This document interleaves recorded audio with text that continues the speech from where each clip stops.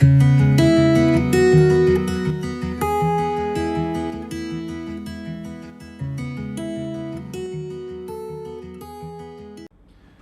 queridos amigos, bienvenidos a este programa de Ven Sígueme En pareja con Luz María Rodríguez y con Salvador Vázquez. Hoy, Luz, vamos a analizar las secciones 111 a las 114 de Doctrina y Convenios. Así es, que corresponde a la semana del 4 al 10 de octubre. Y bueno, es fin de semana de conferencia. Sí, esperamos que lo hayan disfrutado o que la estén disfrutando todavía, porque estos discursos son para poder seguir escuchándose siempre, constantemente. Y bueno, nosotros aquí en nuestros programas, si te fijas, todos nuestros programas citamos a los profetas y a los apóstoles. Hoy no será la excepción y en los siguientes programas vamos a estar citando lo que se ha dicho en esta conferencia. Entonces, amigos, vamos a analizar estas secciones.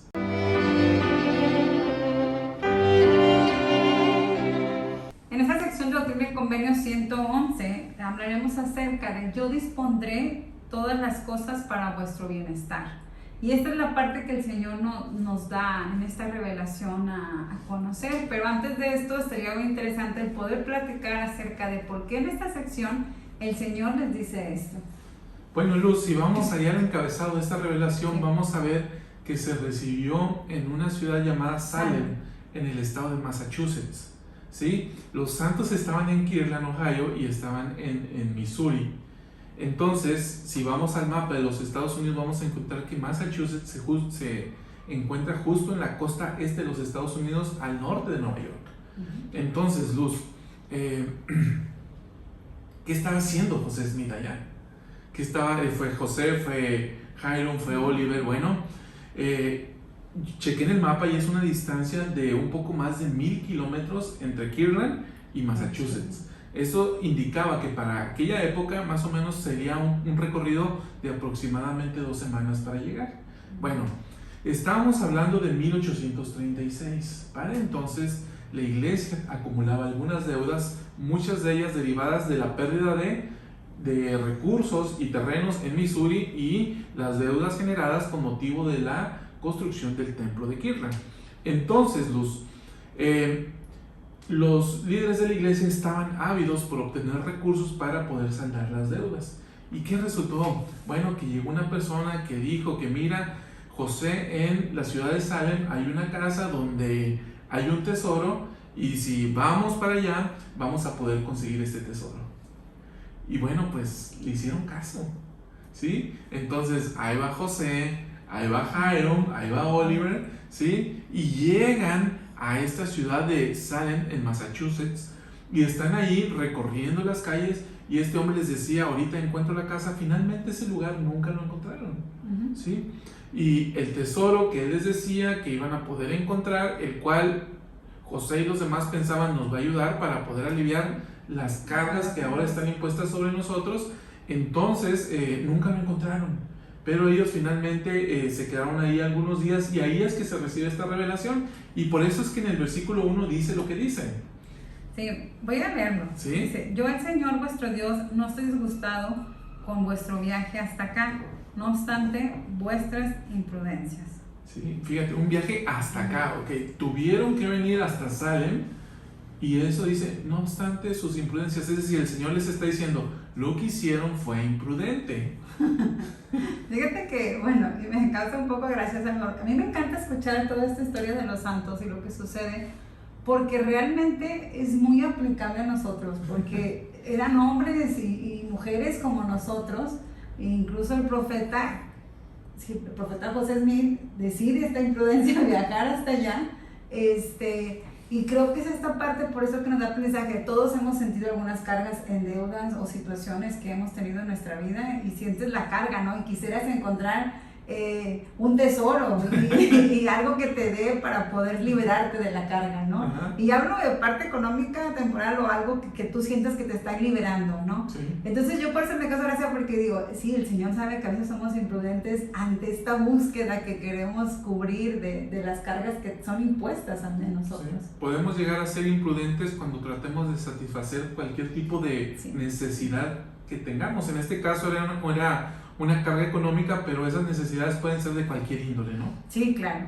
Por eso me causa un poco de gracia de que digo, híjole, los entiendo. O sea, el Señor es imprudente, digo, y sí, Señor, sí pasa. Entonces, fíjate en el versículo 5 les dice el Señor, no os preocupéis por vuestras deudas, porque os daré el poder de pagarlas. Entonces, fíjate, esa preocupación los llevó a cometer la imprudencia que habían cometido, ¿sí? ¿Por qué? Porque ciertamente estaban preocupados por pagar las deudas que atañían a la causa de Sion. Qué interesante preocupación, ¿eh? Sí, porque era más por esta causa, como dices tú, y no tanto, bien pudieron haber dicho, bueno, a ver cómo le hacemos, aquí nos quedamos, pero como era tanta su preocupación, nos dicen, vamos, ¿no? Y si nos dicen, allá les quedan, no sé, 2,000 kilómetros, lo avanzo, le voy, porque tengo esta preocupación por pagar estos, y más con esta preocupación, porque creo que el entendimiento que tenían estos hombres de poder edificar Sion, los llevaba a tratar de hacerlo, ¿no? Lo mejor que podían. Sí, de hecho el Señor les dice lo siguiente, dice en el versículo 6, no os inquietéis tocante Sion, porque obraré misericordiosamente con ella. ¿Qué les está diciendo el Señor? Les está diciendo, tranquilos chavos, tranquilo compadre, yo me voy a ocupar de pagar las deudas que tenemos a causa de la construcción del templo Luz. A ver, el Señor les pide que construyan una casa, se endeudan para comprar materiales y sobre todo el terreno, ¿sí? Entonces, el templo estuvieron a punto de perderlo varias ocasiones. Entonces el Señor les dice, a ver, les está diciendo, hey, es mi casa, son mis deudas, y yo voy a ocuparme de eso, yo voy a obrar misericordiosamente con ellos. Y de alguna otra manera después llegó la ayuda, ¿no? Sí, sí, sí. Entonces, y llegó varias veces, ¿no? Sí. Finalmente los santos cuando dejaron Kirtland, más o menos abandonaron el templo, ¿sí? Con el tiempo el templo se perdió, pero los santos pudieron continuar adelante y la causa de Sion, ve dónde estamos, ¿sí? No obró misericordiosamente el Señor con Sion. Hoy en día, hablamos hace unas semanas de que tenemos más de 250 templos entre los que están en operación, en construcción y anunciados. Sí, y por eso esta parte, ¿no? De que obró misericordiosamente de un templo que había muchas deudas que pagar por esa construcción, hoy pues hay suficiente para poder construir. Entonces, Luz, esto se debe, a mí ese versículo me dice, a la misericordia del Señor. Sí, sí, claro. Qué maravilloso. Eso no se preocupa, sí. Versículo 10. Fíjate lo que les menciona, pues hay más de un tesoro para vosotros en esta ciudad. En versículo 11, por tanto, sed prudentes como las serpientes y al mismo tiempo sin pecado, y yo dispondré todas las cosas para vuestro bienestar en cuanto podáis recibirlas. Ok. Me gusta esta parte que el Señor nos dice que hay más tesoros, ¿no? En esa ciudad, pero creo que también podemos ver que el Señor a mí en lo personal cuando vi este versículo me vino a mi mente esta parte de decir cuántos tesoros el Señor no me da constantemente, ¿sí? ¿Cuántos tesoros no he recibido? ¿Uno solo? No. Creo que han sido muchos tesoros que a veces no los vemos como un tesoro, es algo muy preciado, con mucho valor. Yéndonos a este tipo de definición de lo que sería el tesoro y no en cuanto a un valor económico, entonces creo que podemos ver cuántos tesoros no tenemos. Con todas nuestras imprudencias el Señor nos puede llenar de tesoros. Ahora Luz dice, el versículo que estamos analizando dice, sed prudentes y al mismo tiempo sin pecado. Entonces el Señor nos dice, primero, sean prudentes, segundo, no caigan en pecado, y luego la promesa es esta, yo dispondré todas las cosas para vuestro bienestar. Entonces, para que todas las cosas sean puestas para nuestro bienestar, el Señor nos pide esos dos requisitos, prudencia y obediencia o santidad. A mí me agradó esta definición en cuanto a la palabra prudencia. Dice, persona que piensa acerca de los riesgos posibles que conllevan ciertos acontecimientos o actividades y adecua o modifica la conducta para no recibir o producir perjuicios innecesarios. Ok, entonces si te fijas, la prudencia implica una visualización de las posibles cosas en las que podemos incurrir que nos van a ocasionar algún perjuicio. Y esta es la parte que me gusta, ¿no? Entonces la persona prudente tiene la oportunidad de tener esta visión, ¿no? Entonces el Señor te está diciendo aquí, evalúa los riesgos, ¿sí? Y evita perjuicios innecesarios. Y si haces esto y además te mantienes sin pecado, entonces yo voy a disponer todas las cosas para tu bienestar. Así es. Y creo que esa es la parte también que podemos aprender de, entonces hay que ser prudentes. Si yo quiero que el Señor disponga todas sus cosas para mi bienestar, tengo que trabajar en la prudencia. Luz, cerramos con el consejo del Elder Ballard. Sí. Dice, hermanos y hermanas, sean prudentes con sus familias, sean prudentes al cumplir con sus llamamientos en la iglesia, sean prudentes con su tiempo y al equilibrar todas sus responsabilidades. Oh, sean prudentes, mis amados hermanos y hermanas. ¿Qué más puedo decir? Oh, sed prudentes.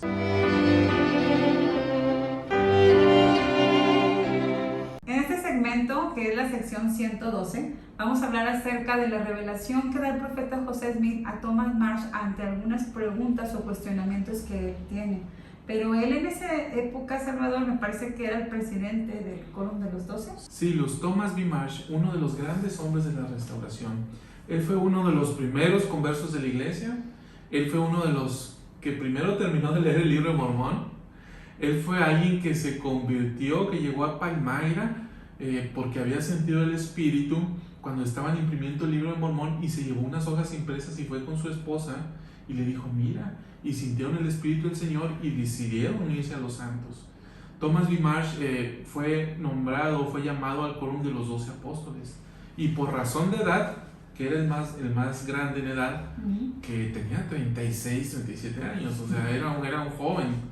Él fue llamado como presidente del quórum de los 12.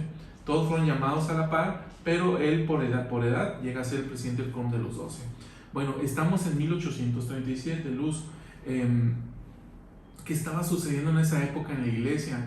Después de toda la algarabía espiritual que había surgido después de que se dedicó el templo de Kirtland y el día de Pentecostés, donde hubo grandes manifestaciones espirituales cuando se dedicó el templo, y se recibió después la visita, conforme lo vimos la semana pasada, del Hijo y de Moisés y de Elías el profeta. Bueno, empezaron a surgir algunos problemas económicos, principalmente ocasionados por una sociedad de seguridad financiera que creó José con Sidney y otros santos, la cual, sin llegar a detalle, es esta financiera cayó en quiebra, y muchos de los santos perdieron dinero, perdieron recursos, y entre ellos algunos apóstoles, los hermanos Johnson y también Parley P. Pratt y Orson Pratt perdieron recursos, y entonces se enojaron con José Smith porque José Smith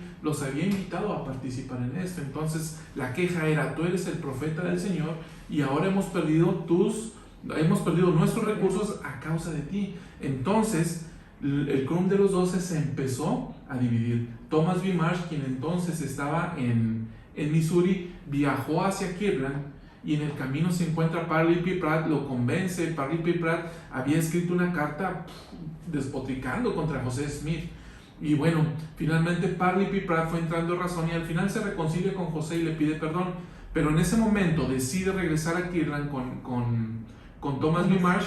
Y cuando llegan a Kirtland, Thomas B. Marsh se da cuenta de algo, que José Smith había mandado a Heber C. Kimball a abrir la misión en Inglaterra. Por primera vez se abría la obra misional fuera de los Estados Unidos, justamente porque se habían recibido las llaves del recogimiento de Moisés. Se tenían las llaves para ir a predicar el evangelio a todo el mundo. Entonces Heber C. Kimball había sido llamado a Inglaterra, y Thomas B. Marsh dijo, a ver, José, yo soy el presidente del quórum de los 12, ¿por qué lo estás mandando tú? Esas llaves le corresponden a mi apostolado, porque yo soy el presidente del quórum. Entonces, Luz, cuando sucede esto, es que se recibe esta revelación. Dicho esto, Luz, entonces ahora vamos a analizar qué consejos le dio el Señor a Thomas B. Marsh. Sí, creo que estos versículos mencionan, y es muy claro el Señor en lo que le dice a él. A ver, vamos a ver. En el versículo 7 le dice, por tanto, ciñe tus lomos para la obra, sean calzados tus pies también, porque eres escogido y tu camino queda entre las montañas y entre muchas naciones. ¿Qué le está diciendo el Señor ahí a Thomas B. Marsh? Le está diciendo, ponte a trabajar en la obra, Thomas. ¿Sí? Eres escogido, eres el presidente del Club de los 12. Me gusta siempre esta parte que el Señor hace y da esta parte siempre de que hazlo y recuerda quién eres, como que refuerza, ¿no? El mandamiento que te da. Sí, me encanta eso, ¿no? Recuerda quién eres, recuerda que eres escogido. Sí, sí. Luego en el versículo 10 le dice, sé humilde y el Señor tu Dios te llevará de la mano y dará respuesta a tus oraciones. Me encanta esta pequeña frase, sé humilde. Y muchas veces a veces no nos damos cuenta del significado tan grande, y yo creo que ahorita podemos ver algunas cosas, recomendaciones que hay de Suárez en cuanto a la humildad. Sí, él dice lo siguiente, el Señor instruyó a Thomas B. Marsh por medio del profeta José Smith diciendo, sé humilde y el Señor tu Dios te llevará de la mano y dará respuesta a tus oraciones. Creo que solo aquellos que son humildes son capaces de reconocer y entender las respuestas del Señor a sus oraciones. Los humildes son enseñables, reconocen cuánto dependen de Dios y están deseosos de someterse a su voluntad. Los humildes son mansos y tienen la capacidad de influenciar a los demás a hacer lo mismo. La promesa de Dios a los humildes es que Él los guiará de la mano. Creo firmemente que evitaremos desvíos y tristezas en nuestra vida siempre y cuando andemos de la mano con el Señor. Un pequeño resumen de esto. Me encantó como lo dijo Edgar Suárez, porque hizo toda la descripción de una persona que tiene humildad, cómo podría ser. Y me encanta porque él dice que es enseñable. Una persona que es humilde, por eso uno a veces puede pensar, es que es bien humilde, cómo te escuchan, y lo que te dice y te hace sentir bien. Por eso dice también él, una persona humilde puede influenciar a otros a hacerlo. Entonces cuando tú dices, no, hombre, es que es bien humilde y yo quisiera ser como él, ¿no? Porque a veces uno no puede por este orgullo que a veces llegamos a tener.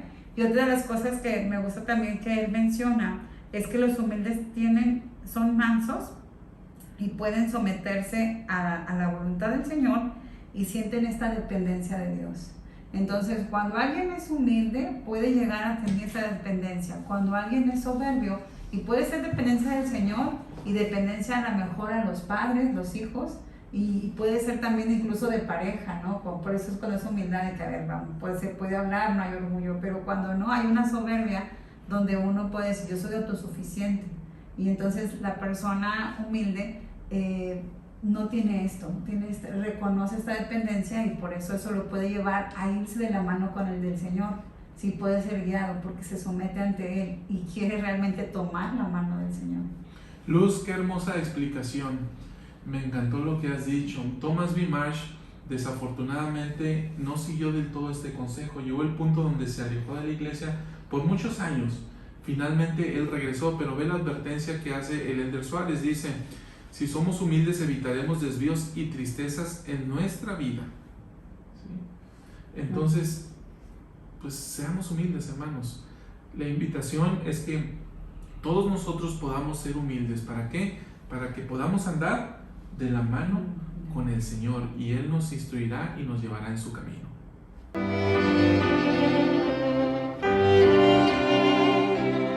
Una de las grandes enseñanzas que nos deja esta revelación 112 que estamos analizando es que deja muy en claro la relación entre la primera presidencia y el quórum de los 12 apóstoles. Y también Luz introduce un elemento que resulta magnífico, que es la dispensación del cumplimiento de los tiempos. Ayúdame en el versículo 30. Porque a vosotros, los 12, y a los de la primera presidencia, quienes son nombrados con vosotros para ser vuestros consejeros y líderes, se os ha dado el poder de este sacerdocio para los últimos días y por última vez, en los cuales se encierra la dispensación del cumplimiento de los tiempos. Fíjate, Luz, qué concepto doctrinal tan interesante, porque dice, este sacerdocio que se ha dado es ¿para qué? Para llevar a cabo la dispensación del cumplimiento de los tiempos. Y luego dice en el versículo 31, poder que vosotros tenéis, es decir, el sacerdocio, juntamente con todos los que han recibido una dispensación en cualquier ocasión desde el principio de la creación. Entonces, Luz, aquí podemos ver cómo es que el Señor lleva a cabo sus dispensaciones, o más bien gobierna sus dispensaciones a través de este poder o esta autoridad del sacerdocio. Sí, y en el 32 incluso confirma esto, Salvador, dice, porque de cierto os digo, las llaves de la dispensación, las cuales habéis recibido, han descendido desde los padres, y por último se han enviado del cielo a vosotros. Entonces, Luz, José ve toda esta cadena, ¿no? José recibe la visita de Dios el Padre y de Jesucristo, recibe N cantidad de veces las visitas del ángel Moroni, recibe la visita de Juan el Bautista, sacerdocio arónico, Pedro, Santiago y Juan, sacerdocio Melquisedec, esto fue en 1829, y luego viene la organización de la iglesia en 1830, y luego de ahí nos vamos hasta el templo de Kirtland, cuando recibe la visita de Moisés, Elías y Elías el profeta para restaurar las llaves del convenio abrámico, las llaves del poder para sellar y las llaves del recogimiento de Israel. Entonces, Luz, toda esta serie de acontecimientos en los cuales se delegó todo este poder del sacerdocio fue para llevar a cabo la dispensación del cumplimiento de los tiempos. Qué maravilloso, ¿no? El Elder Rasband en la Conferencia General del Bicentenario explica un poquito sobre eso. ¿Me ayudas a leerlo? El devoto apóstol Pedro describió los tiempos de la restauración de todas las cosas desde tiempos antiguos. El apóstol Pablo escribió que en la plenitud de los tiempos Dios reuniría todas las cosas en Cristo, siendo la principal piedra del ángulo Jesucristo mismo. Sentí poderosamente esas profecías cuando participé en la dedicación del templo de Roma, Italia. Todos los profetas y apóstoles estaban ahí, dando testimonio de Jesucristo, el Redentor del mundo, como lo hicieron Pedro y Pablo. La iglesia es un ejemplo vivo de esta restitución. Hermanos y hermanas, y nuestros miembros son testigos de estas profecías divinas de hace tanto tiempo. Fíjate, Luz, somos testigos de las profecías del apóstol Pablo y del apóstol Pedro. A mí me encantó cuando pudimos aprender de este discurso, porque incluso cuando lo escuché, para mí fue como que soy testigo de ello. Y como testigo, ¿cómo me puedo...? O sea, la impresión que tuve y este sentimiento fue de seguir mostrando al mundo acerca de esto que nosotros hemos tenido como iglesia y que hoy por hoy disfrutamos, ¿no? Y una de las cosas que en lo personal a mí siempre, cuando yo conocí la primera vez y escuché acerca de la iglesia, que siempre a mí me dio ese testimonio de saber y escuchar que había un profeta, que se había restaurado el evangelio y que en la actualidad todavía había profetas y apóstoles. Para mí esto fue como que lo sabía. Sabía que Dios no podía quitarlos, ¿no?, sobre la tierra, y para mí es maravilloso. Entonces ahorita, por ejemplo, al escuchar esto de decir somos testigos de Él. Tú eres testigo, yo soy testigo. ¿Qué sientes al respecto? ¿Cómo te hace sentir esto? Luz, gracias por compartir estos maravillosos sentimientos. El Elder Rasband continúa diciendo: vivimos en esa época que se ha profetizado. Somos el pueblo encargado de marcar el comienzo de la segunda venida de Jesucristo. Debemos congregar a los hijos de Dios, aquellos que escucharán y aceptarán las verdades, los convenios y las promesas del Evangelio sempiterno. El presidente Nelson lo llama el desafío más grande, la causa más sublime y la obra más grandiosa sobre la tierra hoy en día. De ese milagro testifico. Bueno, pues somos el pueblo, ¿no?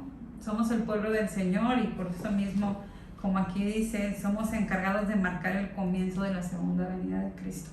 Qué maravilloso ser parte de ese pueblo, que podamos también seguir estas recomendaciones de poder ser testigos, realmente llevar este mensaje, ser testigos compartiendo y ser testigos también viviendo el Evangelio que hoy se nos ha dado.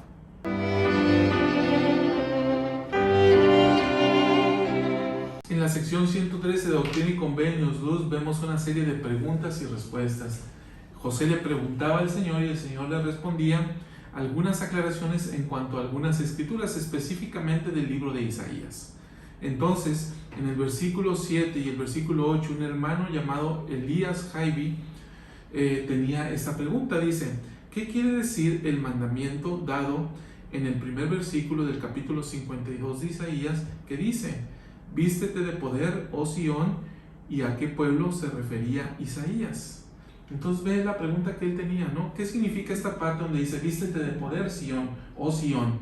¿Y a qué pueblo se refería? Entonces viene la respuesta del Señor en el versículo 8. Se estaba refiriendo a los que Dios llamaría en los últimos días, los cuales habrían de tener el poder del sacerdocio para establecer de nuevo a Sión y efectuar la redención de Israel. Vestirse de poder significa vestirse con la autoridad del sacerdocio al que ella, Sión, tiene derecho por linaje, también para recuperar el poder que había perdido. Vestirse con el poder del sacerdocio.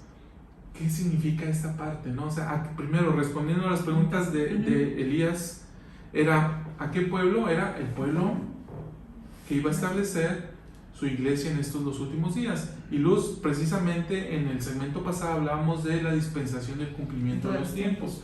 Entonces, precisamente se refería a ese y esta Sión que estamos estableciendo en los últimos días. Y luego, la otra pregunta es: ¿a qué se refiere vístete de poder, oh Sión? Y se refiere al sacerdocio. Entonces, dice José, dice el Señor a través de José en la revelación, dice: vestirse de poder significa vestirse con la autoridad del sacerdocio. Sí. Creo que esa es la parte que podemos aprender y llevarnos, Salvador, porque, por ejemplo, ahorita me haces esta parte de reflexión de decir, ¿de qué manera yo me estoy vistiendo con el poder del sacerdocio? ¿De qué manera tú lo haces? ¿Y de qué manera incluso se viste en mi casa del poder del sacerdocio? Luz, fíjate en la sección 82 de Doctrina y Convenios, dice lo siguiente: porque Sión debe aumentar en belleza y santidad. Y aquí me detengo un poco, Luz. Luz, tú hablabas de hogar, entonces nuestros hogares, siendo una parte de Sión, deben de aumentar en belleza y santidad. Sí, y al igual dentro de nuestros barrios o nuestras estacas, donde nosotros somos parte, donde estén los santos, debe de aumentar. Y luego Luz dice: sus fronteras se han de ensanchar, deben fortalecerse sus estacas, que es lo que tú dices. Sí, de cierto os digo, Sión se ha de levantar y vestirse con sus ropas hermosas. Y aquí está otra vez esta expresión, vestirse con sus ropas hermosas, entonces significa vestirse con el poder del sacerdocio. Okay. Ahora, Luz, para terminar de comprender lo que hemos venido explicando las últimas semanas acerca del sacerdocio y de cómo tanto el hombre como la mujer, importante, hago énfasis en la mujer, porque lo del hombre pues es muy claro. Sí, y muy frecuentemente siempre relacionamos sacerdocio con el hombre. Sí. Y creo que es esta parte que debemos de comprender, como es tanto como para el hombre y con la mujer se puede vestir con este poder del sacerdocio. El hombre y la mujer nos vestimos con ropas hermosas en el templo. ¿Sí? Luz, dice la hermana Carol Stephens, quien fuera consejera de la Presidencia General de la Sociedad de Socorro, dice: necesitamos recibir la investidura del templo. El elder M. Russell Ballard dijo: cuando los hombres y las mujeres van al templo, los dos son investidos con el mismo poder, que, por definición, es el poder del sacerdocio. No, la investidura es literalmente un don de poder. Necesitamos las ordenanzas del sellamiento que nos lleva a la vida eterna, el mayor de todos los dones de Dios. Esa ordenanza del sacerdocio la reciben solo un hombre y una mujer juntos. El elder Russell M. Nelson enseñó: la autoridad del sacerdocio se ha restaurado con el fin de sellar a las familias por la eternidad. Bueno, pues qué interesante esta declaración donde ella dice: Salvador, los dos son investidos con el mismo poder, tanto el hombre como la mujer. Cuando vamos al templo somos investidos con el mismo poder. Así es. Entonces, por eso decíamos que cuando nosotros concertamos convenios en el templo, estamos entrando en el orden del sacerdocio. Y cuando nos sellamos en el templo, lo que estamos entrando es en el orden del sacerdocio. Y este poder del sacerdocio justamente se restauró para que un hombre, dice el presidente Nelson, un hombre y una mujer puedan restaurarse y puedan sellar a sus familias por la eternidad. Ese es el fin y el propósito fundamental por el cual, uno, se restauró el sacerdocio y dos, se construyen y edifican templos hoy en día, o en esta, la dispensación del cumplimiento de los tiempos. Sí, y fíjate que eso es lo interesante, ahorita recalcando lo que mencionas, ese es el propósito del sacerdocio, ¿no? Para que las familias fuesen, lo dice el presidente Nelson también en otro discurso que él compartió, y ese propósito incluso de la creación misma. Entonces, sí, creo que entender todo esto, lo que podemos llevar y ver cómo es para que sean familias o la eternidad, entonces es cuando uno dice, hay que chambearle. Hay que trabajar para mí, para mi familia, para mis hijos y por generación. Sí. Ahora, Luz, ve lo que dice el presidente Nelson. Dice, toda mujer y todo hombre que hace convenios con Dios y los guarda y que participa dignamente en las ordenanzas del sacerdocio tiene acceso directo al poder de Dios. Quienes han sido investidos en la casa del Señor reciben un don de poder del sacerdocio de Dios en virtud de ese convenio, junto con un don de conocimiento para saber cómo recurrir a ese poder. Qué bonito, ¿no? Sí, o sea, ve esta enseñanza doctrinal. Dice, quienes son investidos en la casa del Señor reciben un don de poder del sacerdocio en virtud de ese convenio. Entonces, cuando concertamos convenios con el Señor en el templo, recibimos un don de ese poder y entonces podemos decir, nos vestimos con ropas hermosas para el establecimiento de Sion. Luz, entonces, ¿cómo se establece Sion? Impartiendo las ordenanzas entre los hijos de Dios en los templos del Señor, haciendo o llevando a los hijos de Dios a recibir su investidura, porque entonces ahí empezamos a entrar en este orden del sacerdocio, recibimos ese don de poder y entonces nos vestimos con ropas hermosas que es precisamente el establecimiento de Sion. Fíjate que, bueno, ahorita que te escucho lo que estoy leyendo, viene a mí esta parte de reflexión, que si podemos llegar a comprender esto, ¿sabes? Qué importancia de que se vivan estos convenios y de llevar, por ejemplo, a otras personas a que hagan estos convenios en el templo, porque vamos a recibir todas estas bendiciones. Incluso me hace reflexionar esta parte de la importancia de que no podemos permitirnos que nuestros hijos no lleguen a hacer esos convenios con el Padre. Entonces, si no puedo permitirlo con mi hijo, entonces yo debo de cuidar ese convenio también que estoy haciendo, porque no me lo puedo permitir ni yo mismo. Entonces creo que esa es la importancia de poder reflexionar en cuanto a esto, de la importancia del poder, llenarnos de este poder, del poder del sacerdocio, tener este don del poder del sacerdocio. Qué maravilloso, ¿no? Sí. Entonces, el tenerlo, imagínate, uno piensa tenerlo uno y cuando uno dice que lo tenga mi hijo, no hombre, uno quisiera hacerle a los hijos todo, hasta piñatas, ¿no? Todo les quieres dar. Si imagínate el poder darle este don del poder del sacerdocio, claro que queremos dárselo. Entonces, hermanos, vistámonos con ropas hermosas para el establecimiento de Sion. ¿En dónde? En el templo. ¿Cómo? A través de sus ordenanzas, a través de los convenios que ahí concertamos.